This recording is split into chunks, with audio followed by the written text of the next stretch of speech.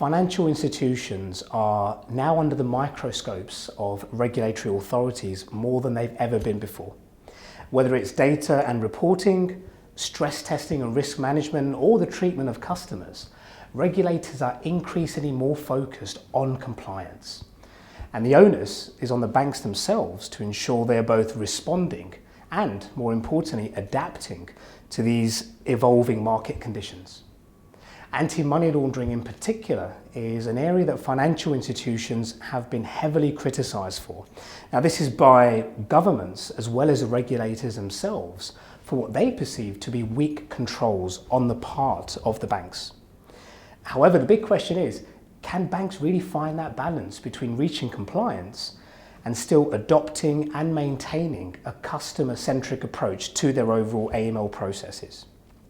We talked to Phil Rolfe, Head of AML Services at Royal Bank of Scotland, as well as Micah Wilbrand, Global Director of AML Marketing at financial crime specialists NICE Actimize, about the importance of people, processes and technology, and the need to create what is in effect a culture of compliance within the bank itself in order to really help the financial services industry continue adapting to this ever-evolving AML challenge. It's evolved significantly over the last decade.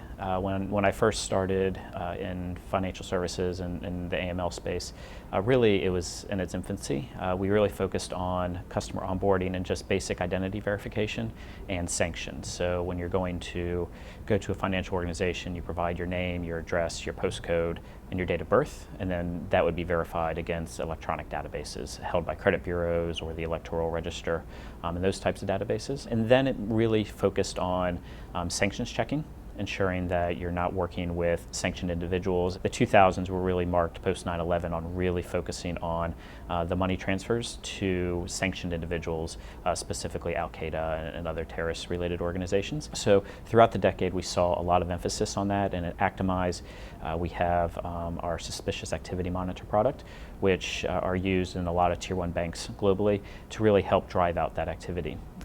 The last 5 years, though, we've started to see a shift back probably to where anti-money laundering started in the 1990s, which is really focusing on the relationships.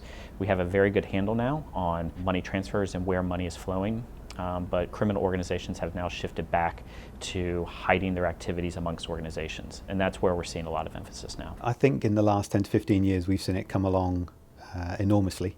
It was previously more of an ivory tower back office function. However, with the changes in the market in the last few years, it's become much more central, much more critical to banks and organisations, much more centrally led and focused, and much more customer centric as well, which I think is absolutely critical in a market that is so important as financial services globally. With criminals getting even more sophisticated with the techniques they're using to launder money, one question that never fails to go away is whether or not banks are really doing enough to adapt to these evolving threats.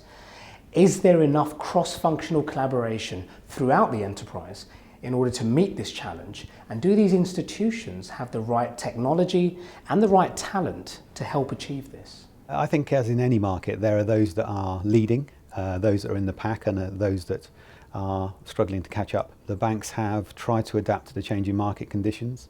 Unfortunately, the bad guys are constantly changing the way they operate as well and becoming more and more sophisticated. And therefore the organisations have had to invest in even more complex and sophisticated solutions to try and detect the threats across the organisation.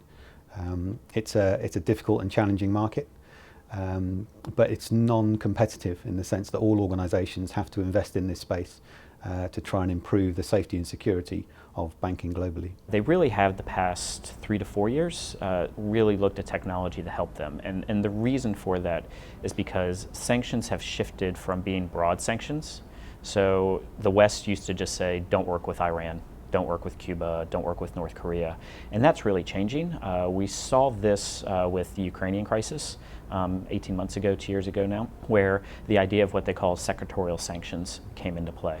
And what we're seeing now with the alleviation of sanctions on Iran, the lifting of US sanctions on Cuba, what we're starting to see a shift now, instead of just easily saying, don't send any money to Iran, don't have any trade with Iran, they're really targeting specific individuals. And that's what we saw with the Ukrainian crisis. The West only sanctioned specific individuals and specific organizations which were critical to the Russian economy, and they felt that doing that would be a better method to help help end the Ukrainian crisis. But what we've seen the past couple years is this idea of what they call the culture of compliance, and regulators have really been pushing on this and stating that compliance for a financial organization is not just the financial intelligence unit, the fraud unit, the money laundering unit's job. Everyone within a financial organization has a responsibility to ensure that the organization is compliant with money laundering regulations. So that is really a top-down approach from the CEO all the way down to the branch teller, that they need to have an eye on every transaction they do, every relationship they build, every touch point, that there's an idea behind compliance. And we are starting to see those effects coming through. Cross-functional collaboration is absolutely critical. The bank has a set of a single policy to which it operates, and all franchises and divisions run to that policy. So that helps us with consistency. We've also got training that's shared across the organisation, from very basic training that we will all do to far more complex training that the people who are on the front line of our AML and sanctions businesses will undertake. And that drives understanding, a common language, and we hope improves collaboration as well. From an individual perspective, the biggest challenge they have is actually training financial analysts. There are a lot of regulations that have come into effect recently, and ensuring that analysts know how they're supposed to adhere to specific regulations and deal with that has been a real full-time kind of effort. And with the incredible ramp up and the acquisition of talent within the anti-money laundering space, it's been a real challenge. There's not a lot of highly skilled anti-money laundering people. 10 years ago, this role didn't really even exist. With the masses of data banks have on all their customers around the world, a major issue for them that still remains is exactly how accurate or up to date that data actually is.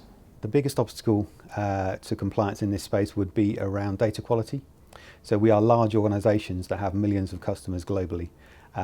Gathering and maintaining that data over time and keeping it current is a challenge for any institution. So what we're seeing from an IT perspective is really breaking down those technology barriers and allowing them to see across the enterprise. And the technology has evolved, and at NICE Actimize we've been working very diligently to having our technology enable the financial organization to break down those technical walls so they can share information throughout the organization and really have an enterprise view of what their customers and entities are doing within the organization. We are investing in systems and processes to gather and maintain the data on our customers so that they can transact with us globally.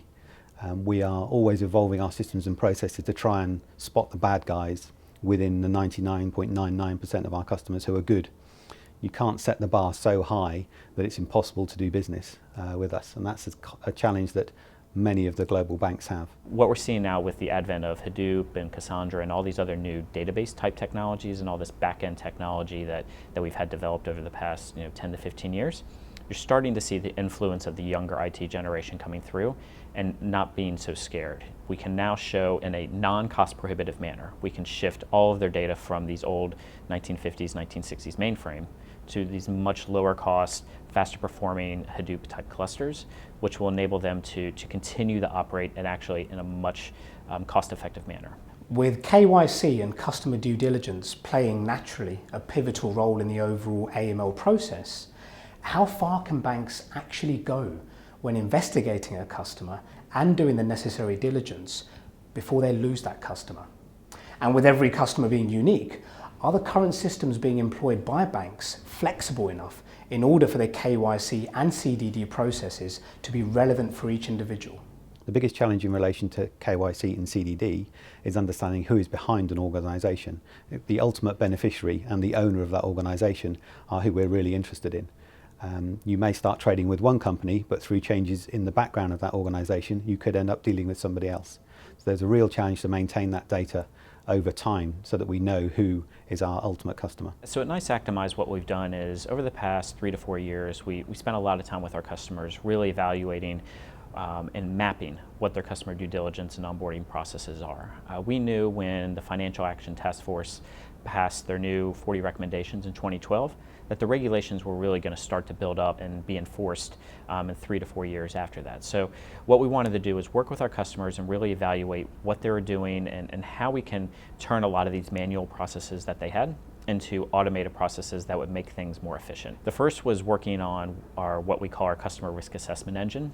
So every customer that comes into a financial organization, regardless of who they are, is given a risk rating. The risk rating is based on 4 different types of information. So the products and services that you take from a bank, so wire transfers, checking accounts, stocks, bonds, and those types of activities. It's then based on geography, so where you are, where the bank is, where you're doing business, are you sending money to a high-risk geography or not, and then you as an individual. So we started to build what we call just these customer risk models. And what these customer risk models focus on is the behavior of the customer and how we expect them to act. And so what a financial organization now has is they have a more proactive approach. They're not waiting to see if something's coming out. If we're seeing more money flowing through to a high-risk geography, or you're seeing more money transfers, or there's too much cash. So the example we like to give is Breaking Bad. With Breaking Bad, you have a car wash and you're putting money through. Normally, it just might look like a very successful car wash, but when you pull up the covers and look underneath, you may say this car wash is pulling $10 million a year, where every other car wash is pulling $1 million. So you're building some models to try and pull out that type of activity that would seem suspicious. If you are a customer-centric financial organization, those are the ones that are starting to win the battles going forward. It's not the bastion of, we kind of hold everything and just become completely risk averse. That you're starting to get more of that customer-centric view. And those are the companies that are using technology to do it. They're not depending on hiring 10,000 people to look through documentation. It's people that are using technology to automate the process better, because you have to make it more cost-effective, and the only way to really do that now is through technology. The only thing restricting the techniques being used for laundering money is the imagination of the criminals themselves. However, with the right people, using the right technology, combined with collaboration across different levels of a financial institution, we can not only help ensure that these evolving threats are addressed, but through the right data and behavioural analysis, we can prevent them from actually happening in the first place.